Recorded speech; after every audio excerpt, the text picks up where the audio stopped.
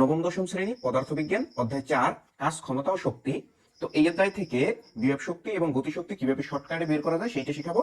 দেখো, বিভব শক্তি নির্ণয় সূত্র কি? V is equal to M G H. এবং গতিশক্তি নির্ণয় সূত্র কি? T is equal to half M V square.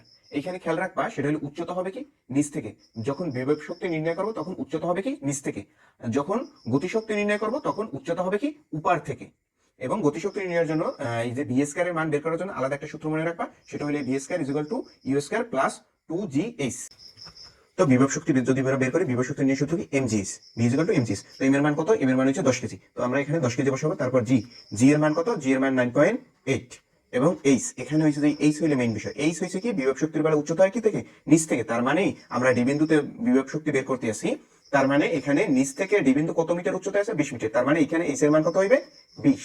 Calculator দ্বারা মানটা গুণ করি, তাহলে এখানে মান আসবে 1960 জুল। তারপর যদি আমরা এখানে যদি গতিশক্তি বের করি, গতিশক্তি বের করার জন্য সূত্র হইলে কি? T is equal to half M V square. তো আমরা এখানে ভি স্কয়ার এর মান আগে বের করব। তো ভি স্কয়ার নির্ণয় সূত্র কি? V square is equal to U square plus twice A twice G S. V square নির্ণয় সূত্র কি? V square is equal to U square plus 2gh। তো ইউর মান কত? 0। এখানে বস্তুটা কি কোন অবস্থায় রাখা আছে? স্থির অবস্থায়। এখানে ইউর মান 0 এবং যে প্লাস 2 ইনটু জি, জি এর মান কত হবে? জি এর মান 9.8। এবং এইচ, এখানে আমরা কি মান বের করি? গতিশক্তি। এই গতিশক্তির বেলা উচ্চতা হইবে কোন থেকে? গতিশক্তির বেলা উচ্চতা হইবে উপর থেকে। তার মানে উপর থেকে ডি বিন্দু কত মিটার কত মিটার দূরত্বে আছে? 30 মিটার। তাই এখানে এইচ এর মান হইবে 30 মিটার। এই তো এখানে আমরা ক্যালকুলেটর দ্বারা মানটা যদি আমরা গুণ করব,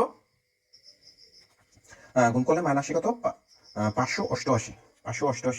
ঠিক আছে। তারপর আমরা এই ভি স্কয়ার এর মান এখানে বসিয়ে দেবো। এখানে হাফ এম এর মান কত? এম এর মান হয়েছে 10 কেজি। এই যে 10 কেজি। এবং ভি স্কয়ার এর মান কত?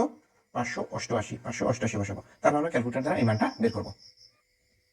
যদি গুণ করি তাহলে মান আসে এখানে 2940 এত জুল। এই হচ্ছে আমার গতিশক্তি।